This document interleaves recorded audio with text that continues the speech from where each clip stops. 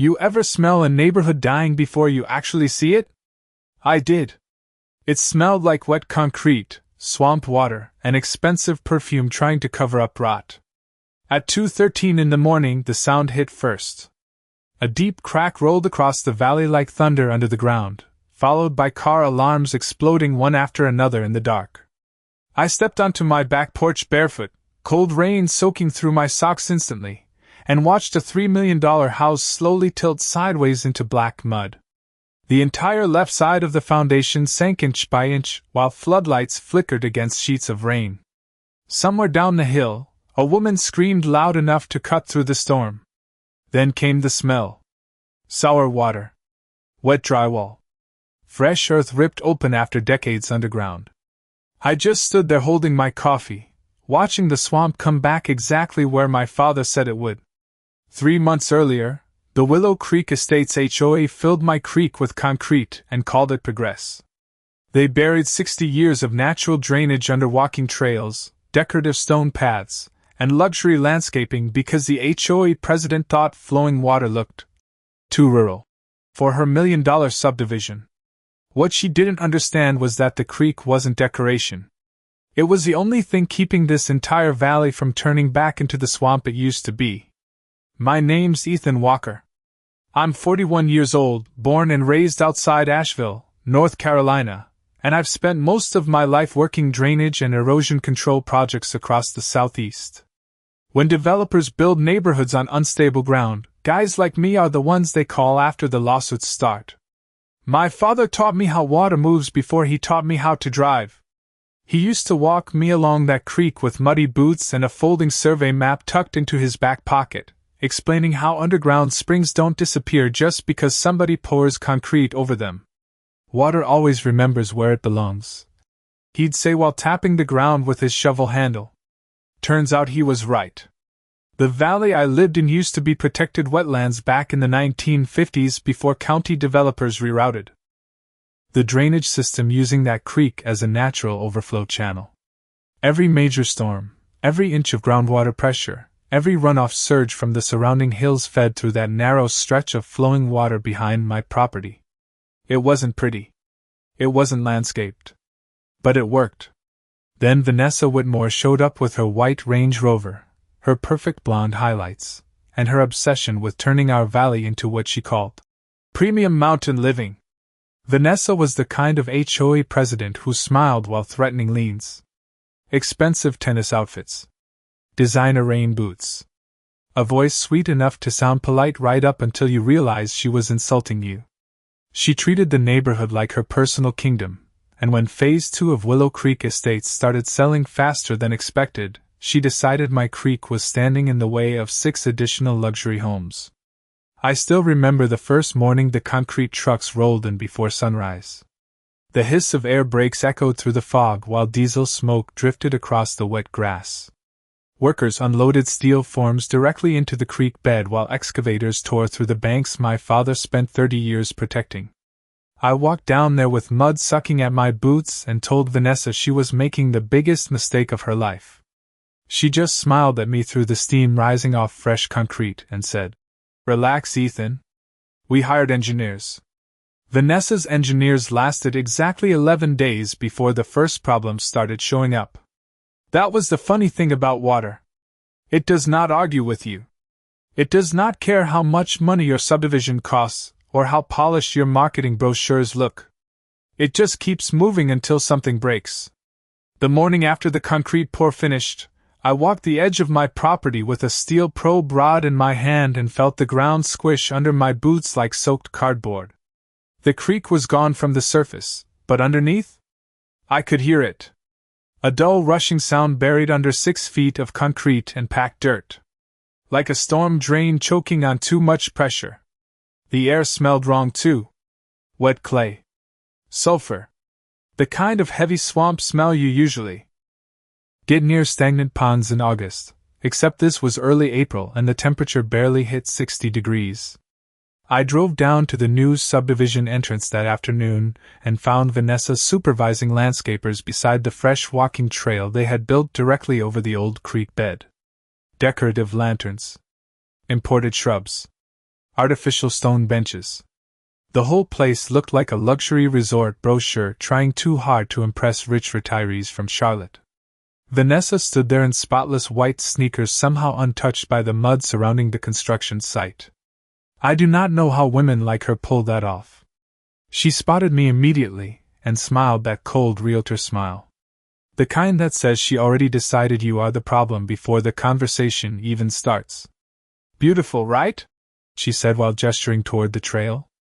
Much cleaner than that ugly ditch you had running through here. Ugly ditch. My father spent 30 years maintaining that channel by hand after storms washed debris into the runoff bends. Every rock placement, every reinforced bank, every drainage split had a purpose. But to Vanessa, anything natural looked unfinished. I looked past her toward the houses under construction higher up the slope. 6 giant mountain-style mansions with black steel roofs and oversized windows staring down into the valley. They were building them directly on top of what used to be the wettest section of ground in the entire county. I could already see the warning signs. Small puddles forming beneath stacked lumber. Mud bubbling up through gravel paths. Water collecting around foundation edges even after 2 dry days. One of the workers stepped off a concrete slab and nearly lost his boot in the soil. You are trapping groundwater, I told her. You buried the release channel. Vanessa crossed her arms and gave a little laugh like I was some crazy old man yelling about aliens. Ethan, every single permit passed inspection. That does not change physics. Her smile tightened for half a second. There it was. The crack in the mask. Vanessa hated when somebody talked to her like an equal instead of a customer. I think you are upset because progress is happening around you, she said. Not everyone wants to live next to standing water and mosquitoes forever. I glanced down at the decorative map mounted beside the trail entrance. Willow Creek Estates. The name alone almost made me laugh.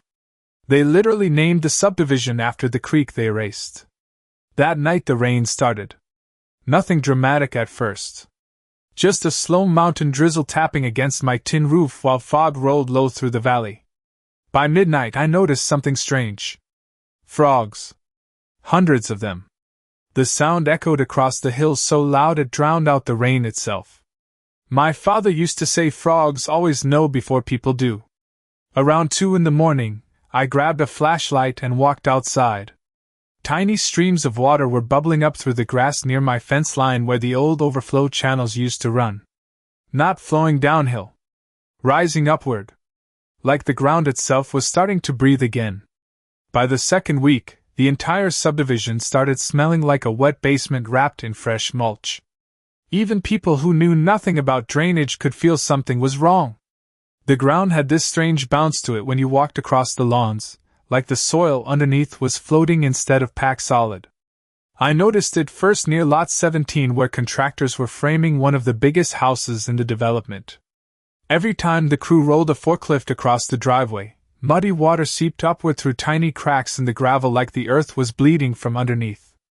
The workers started laying plywood sheets everywhere just to keep equipment from sinking into the mud. But Vanessa kept pushing construction harder. More crews. More concrete. More landscaping trucks hauling decorative stone into a valley that was quietly turning back into marshland 1 inch at a time.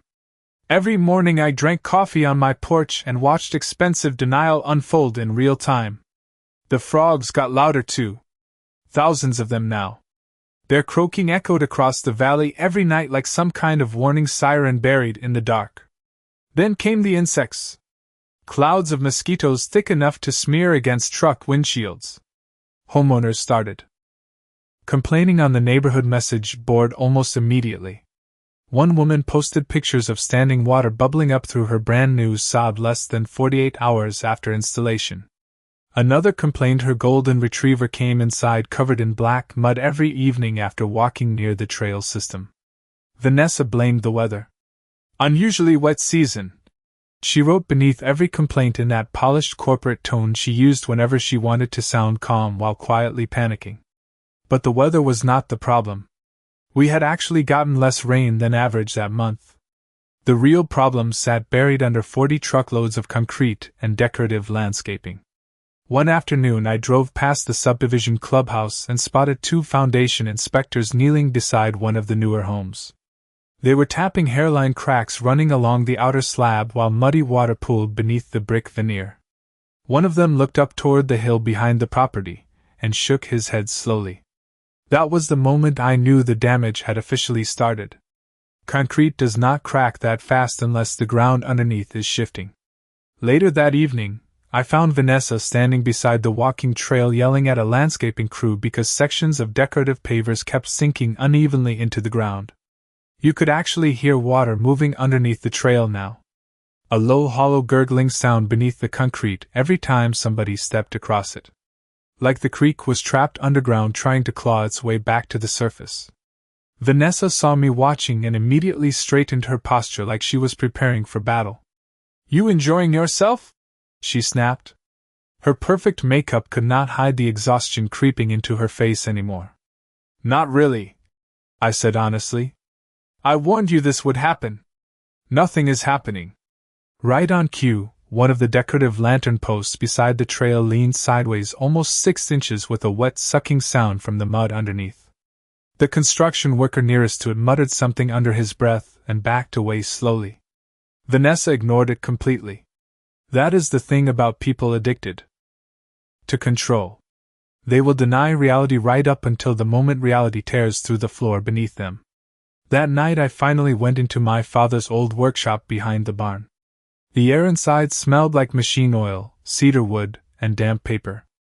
Dust floated through the flashlight beam while rain ticked softly against the metal roof overhead. Most people would have seen junk stacked everywhere.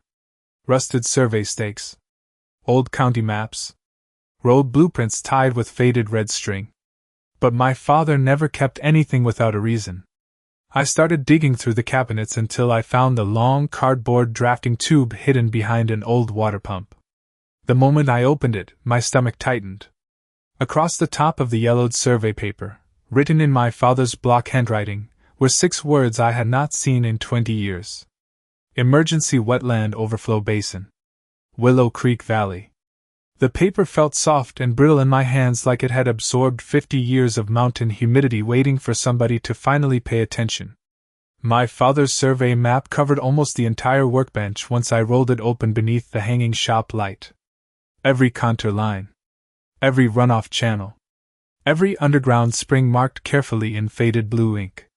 And right there in the center of the valley sat a giant shaded section directly underneath Willow Creek Estates Phase 2. Seasonal Saturation Zone. High groundwater pressure basin. Construction risk severe. I stared at those words while rain hammered against the roof hard enough to rattle the old windows. Vanessa had not just buried a creek. She had sealed the pressure valve on an entire underground water system. Suddenly every weird thing over the last few weeks made perfect sense. The frogs. The sinking pavers. The bubbling lawns. The smell. Groundwater was backing up beneath the subdivision with nowhere left to escape. My father documented the exact same problem back in 1987 after a tropical storm flooded half the valley for nearly 3 months. The county almost declared the entire basin protected wetlands after that flood, but developers pushed for drainage modifications instead because mountain property values were exploding. Back then, that creek became the solution. A controlled release channel wide enough to redirect overflows safely downhill before pressure built beneath the soil. The deeper I dug into the workshop files, the worse it got. Old flood photos showed entire sections of the valley underwater before the drainage system existed. Trucks half submerged in muddy water. Trees standing in stagnant pools. One picture stopped me cold. It showed the exact hill where Willow Creek Estates now sat completely flooded with only fence posts sticking above the waterline. On the back, my father had written one sentence in black marker. This land remembers what it used to be. Outside, thunder rolled across the mountains while wind pushed rain sideways against the barn walls. I looked out through the dusty workshop window toward the subdivision glowing faintly in the distance beneath rows of decorative streetlights. It almost looked peaceful from far away. But I knew what was happening underneath those homes now. Water pressure was building silently beneath every slab foundation in the neighborhood. The earth itself was starting to loosen from below. The next morning I drove into town and stopped at the county records office with the map tube strapped into my passenger seat. The building smelled like old carpet and burnt coffee, same as every government office in America. I requested every hydrology report tied to Willow Creek Estates over the last 10 years. The clerk gave me a tired look and disappeared into the back archives for nearly 20 minutes before returning with a stack of permit files almost 6 inches thick. That was where I found the first real crack in Vanessa's perfect little empire. The original engineering recommendation specifically warned against blocking the creek basin without installing a reinforced underground drainage culvert system capable of handling groundwater overflow during storm season.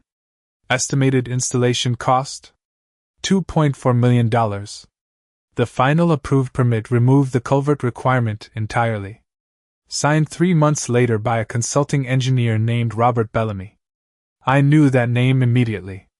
Bellamy played golf with Vanessa's husband every Thursday at Asheville Ridge Country Club. Suddenly the entire project smelled even worse than swamp water. Cheap shortcuts. Political favors. Luxury homes built fast and sold faster before the land underneath could expose the truth. I made copies of everything and drove back home through steady rain, while mud splashed against my truck doors. Halfway up the mountain road, I passed a landscaping crew pumping water out of one homeowner's backyard using portable generators. The workers looked exhausted already. One of them stood ankle-deep in black mud trying to unclog a drainage pipe with a shovel while mosquitoes swarmed around his headlamp. As I rounded the final curve toward my property, I noticed something else. Water was flowing across the road now. Not from the creek. From underneath the subdivision itself. Thin streams creeping downhill through cracks in the asphalt like the valley had started leaking from the inside. By the end of May, people in Willow Creek Estates had stopped posting cheerful backyard photos online. No more sunset wine glasses on stone patios. No more smiling couples standing beside freshly planted maple trees. Now the neighborhood message board was full of pictures of warped hardwood floors, flooded crawl spaces, and water stains creeping across 10-foot ceilings inside homes that were barely 6 months old. Every storm made things worse. Rainwater no longer drained downhill like it was supposed to. It just sat there trapped beneath the subdivision, slowly turning the entire valley floor into soup. The strange part was how quiet the damage happened at first. No dramatic flood wave. No broken dams.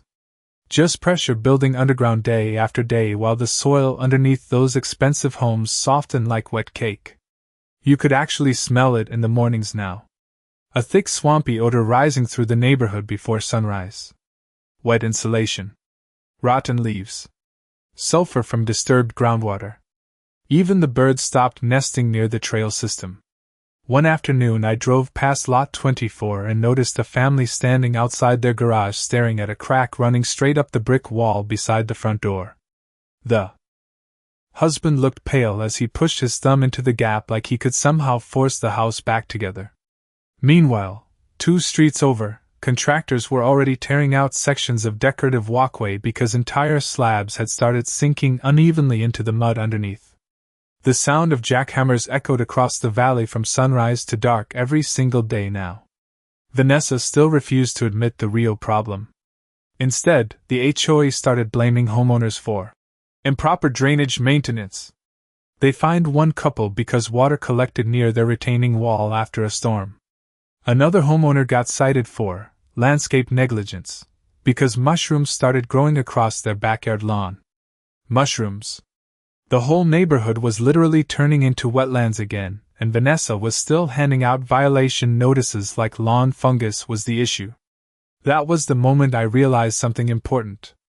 She was not trying to fix the problem anymore. She was trying to survive it. I started documenting everything. Every crack. Every flooded crawl space. Every buckled driveway. I mounted trail cameras along the hillside and installed groundwater markers near the original creek channel on my property. The measurements climbed higher every week. 3 inches. Then 6. then almost 11 inches above seasonal average by mid-June. Underground pressure was building faster than even I expected. One evening around dusk, a black luxury SUV pulled into my driveway throwing mud across the gravel. Vanessa stepped out wearing oversized sunglasses even though the sun had nearly disappeared behind the mountains. Her white sweater looked spotless compared to the swamps slowly consuming her subdivision.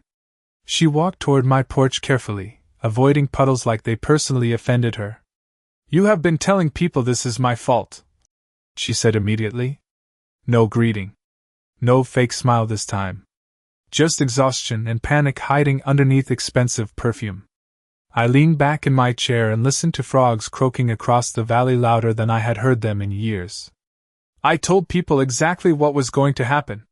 Her jaw tightened hard enough I could see the muscles twitch. "The engineers are reviewing solutions." "You mean the same engineers who removed the drainage system from the permit?" That landed. Her face changed instantly. Tiny crack in the armor. "You do not know what you are talking about." I stood up slowly and walked inside the house, then returned with one of my father's old flood photos. I handed it to her without saying a word. Vanessa stared at the picture under the porch light, while wind pushed damp mountain air through the trees around us. The photo showed the exact hillside where her luxury homes now sat completely underwater back in 1987. Only fence posts and treetops visible above the flood line. On the back was my father's handwriting. Severe groundwater basin. Unsafe for dense residential construction without active overflow drainage. Vanessa looked back toward her subdivision glowing faintly through the fog below us. For the first time since this whole mess started, she looked scared. Real scared. Somewhere in the distance, another car alarm suddenly started blaring through the valley, followed by the deep hollow crack of concrete splitting underground. The county finally showed up 3 days later, and by then the valley looked like it had been sweating from underneath. Mud bubbled through seams in the sidewalks. Decorative stone walls leaned at strange angles. Half the luxury lawns looked permanently soaked no matter how many pumps contractors dragged onto the properties. The inspectors arrived in white pickup trucks with county seals on the doors, stepping carefully through the wet grass while carrying clipboards already spotted with rain. I recognized one of them immediately. Harold Simmons. Senior Drainage Compliance Officer. Old-school guy with thick gray eyebrows and boots that always looked like he had actually worked in mud before. That alone made him different from most people attached to development permits these days. Vanessa practically sprinted across the clubhouse parking lot to meet them. I watched from the hillside above while cold wind pushed mist through the valley hard enough to blur the rooftops below. Even from a distance I could tell she was performing. Big hand gestures. Perfect posture. Smiling too much. The same fake confidence she used every time things started slipping out of control. But Harold was not smiling back. He kept glancing down toward the walking trail built over the old creek bed while workers nearby tried pumping standing water away from a collapsed retaining wall. One of the pumps coughed brown sludge straight back across the sidewalk. The smell drifting uphill hit me a few seconds later. Wet concrete mixed with swamp gas and raw sewage from overloaded septic systems. That valley smelled sick now. Around noon, Harold drove up to my property alone. The tires of his county truck crunched slowly across wet gravel, while frogs croaked loud enough from the flooded lowlands to sound almost mechanical. He stepped out carrying one of my copied survey maps folded under his arm. "You know something they do not," he said before I could even speak. I nodded once and invited him onto the porch. Rain tapped steadily against the metal roof overhead, while I spread my father's original wetland surveys across the table between us. Harold studied the old flood photos for nearly 10 minutes without saying a word. Every now and then his jaw tightened slightly while thunder rolled somewhere deeper in the mountains. Finally he leaned back in the chair and exhaled slowly. "They built directly over the release basin." "Yes." "And Bellamy signed off removing the culvert system?" I slid the permit copies across the table. $2.4 million cheaper without it. Harold stared at the paperwork like it physically offended him. Jesus Christ. Outside, Another section of hillside slumped near the subdivision road with a wet sucking sound loud enough for both of us to hear from the porch. Mud slid across the asphalt shoulder while runoff water streamed downhill toward the valley floor. Harold looked up sharply toward the noise. "How bad is this going to get?" he asked quietly. I looked out over the flooded properties below us. Portable pumps running nonstop. Contractors hauling sandbags through ankle-deep mud.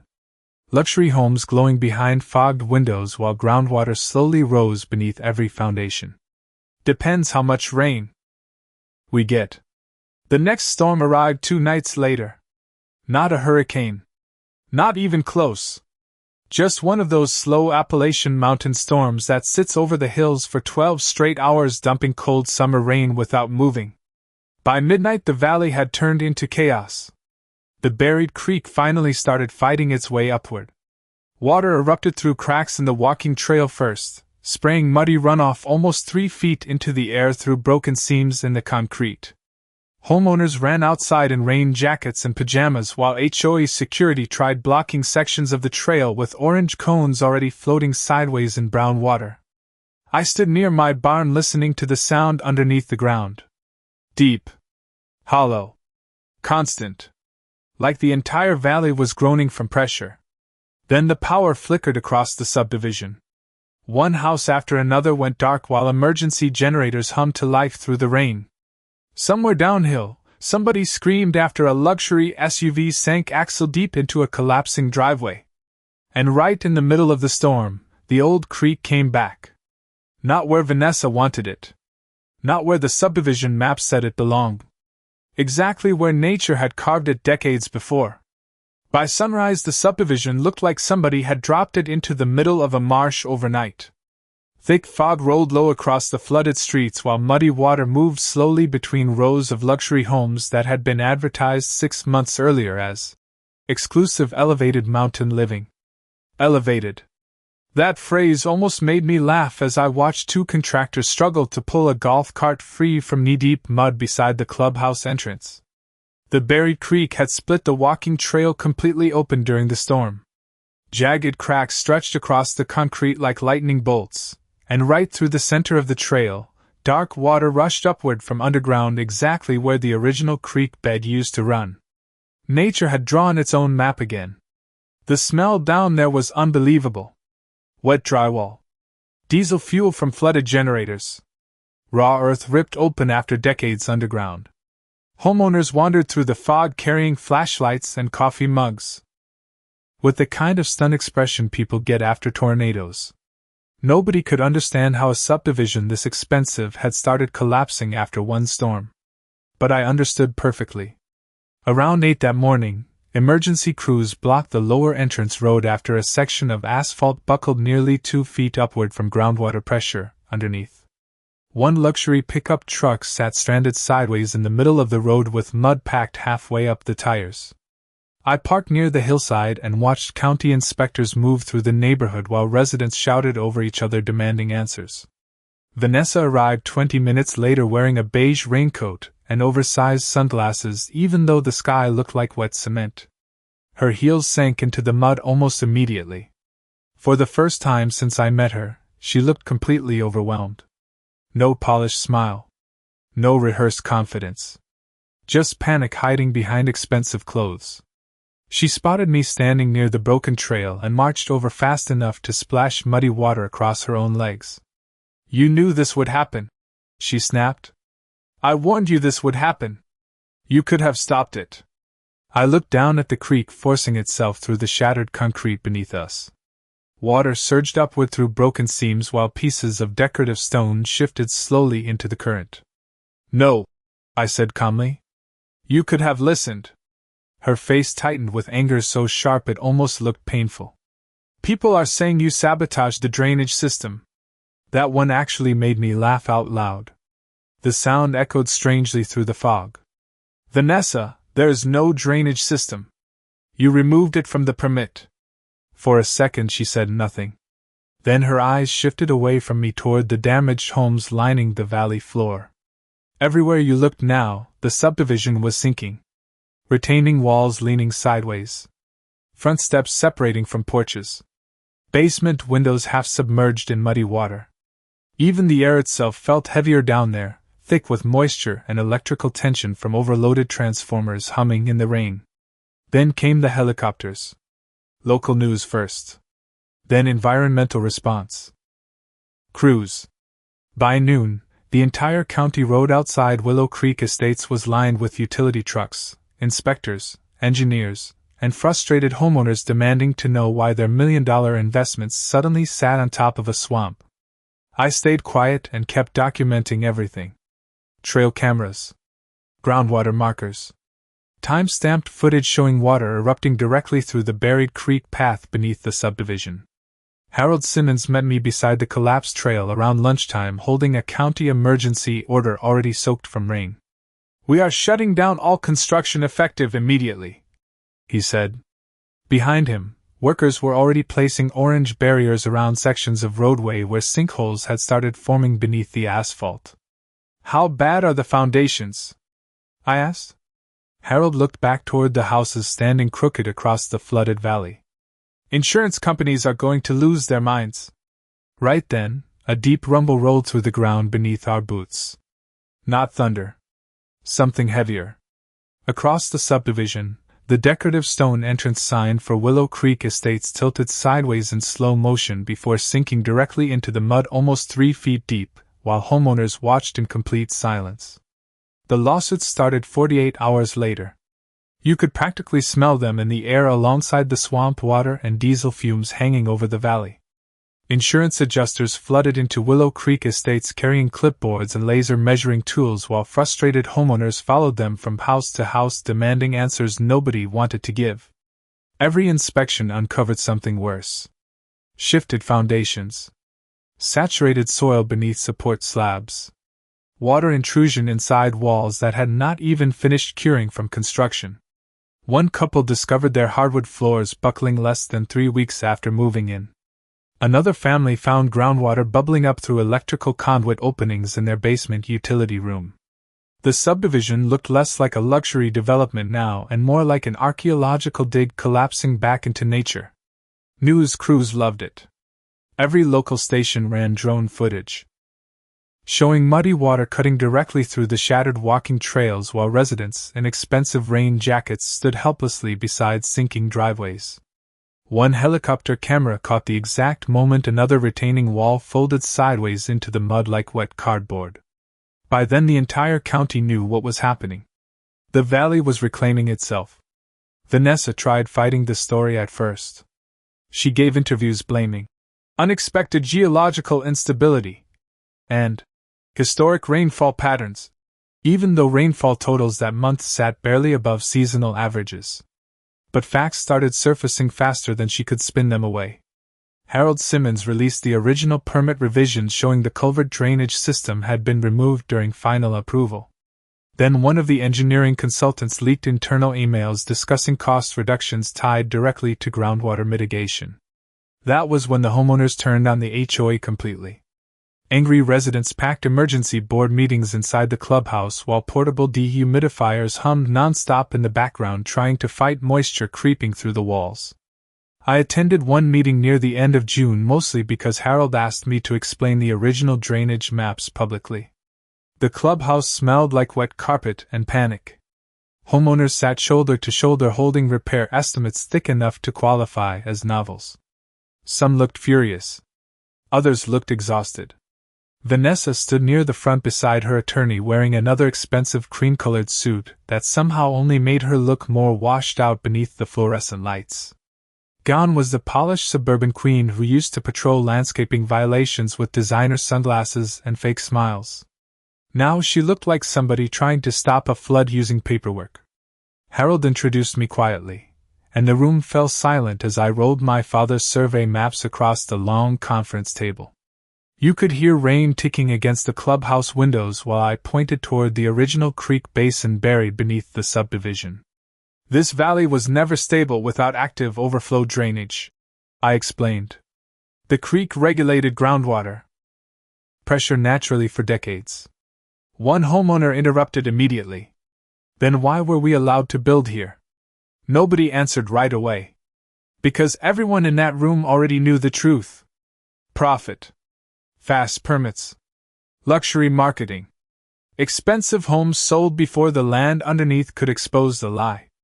Vanessa finally stepped forward with her voice shaking slightly around the edges. No one could have predicted this level of environmental response. I slid the old flood photo across the table toward her. The same one my father took in 1987 showing the entire valley underwater. Actually, I said calmly, somebody did. The room went dead quiet after that.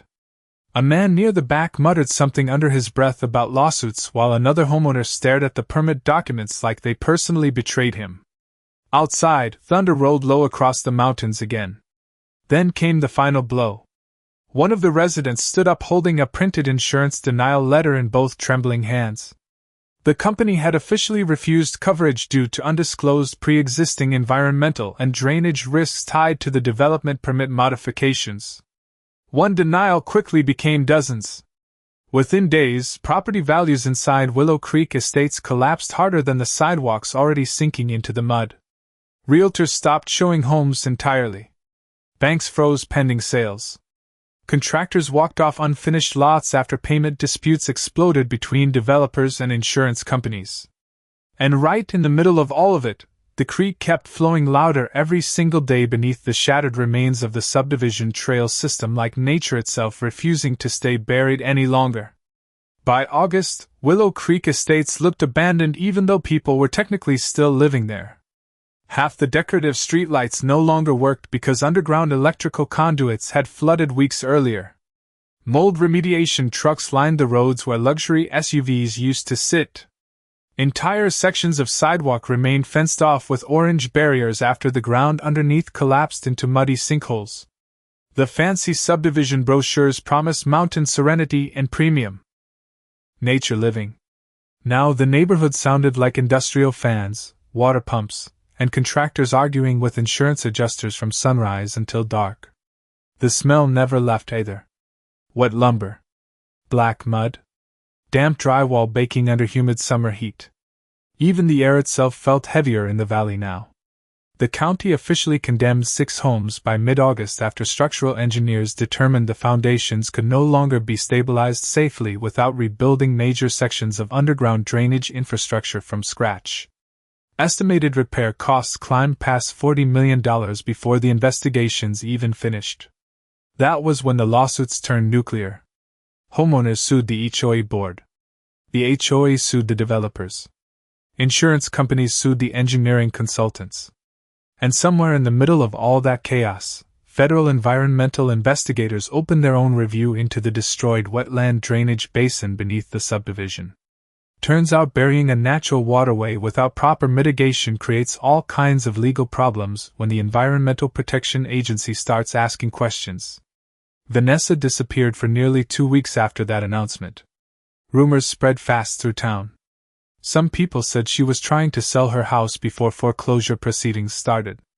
Others claimed her husband hired private attorneys from Charlotte specializing in development fraud cases. Personally, I did not care anymore. The valley had already delivered its verdict long before the courts caught up. One quiet morning near the end of summer, Harold Simmons drove up my gravel road again carrying a thick stack of county documents under his arm. The sunrise painted the flooded lowlands gold beneath drifting fog while frogs croaked softly somewhere near the restored creek banks below my property. Funny thing was, the creek looked healthier now than it had in years. Once the concrete shattered during the collapse, water naturally carved its way back into the original channel almost exactly where my father designed the overflow system decades earlier. Nature correcting paperwork. Harold handed me the final county determination report, while steam rose from our coffee cups in the cool mountain air. Official cause of failure: unauthorized alteration of historic groundwater drainage systems combined with negligent environmental mitigation practices. He shook his head slowly while looking down toward the subdivision. Your father tried warning them. He understood this land. We stood there quietly for a while listening to water move through the creek below us. Real flowing water this time. Not trapped underground anymore. Free again. Down in the valley, Contractors were already removing sections of broken walking trail beside the exposed creek bed while excavators dug out ruined landscaping buried in mud. The subdivision entrance sign still leaned sideways where it partially sank into the swamp months earlier. Nobody bothered fixing it now. There was no point. Willow Creek Estates had become the most expensive warning sign in western North Carolina. Around noon, I spotted Vanessa for the last time. She stood alone beside the shattered remains of the walking trail wearing sunglasses and holding a stack of legal papers against her chest while muddy water flowed steadily through the broken concrete behind her. Gone were the luxury tours. Gone were the polished smiles and landscaping inspections and speeches about premium community standards. She just looked tired. Small somehow. Like the valley itself had finally worn her down. She glanced toward me across the distance but did not say a word. Neither did I. There was nothing left to argue about anymore. The creek said everything already. That evening I walked down to the restored channel behind my property while crickets hummed through the trees and cold mountain water rushed softly over stone. The same sound I grew up hearing as a kid beside my father. I crouched near the bank and let the current run through my fingers while sunset reflected gold across the moving water. People always think justice arrives loudly. Courtrooms. Headlines. Somebody screaming while the hero walks away. But real justice is quieter than that. Sometimes it sounds like water finally finding its way home.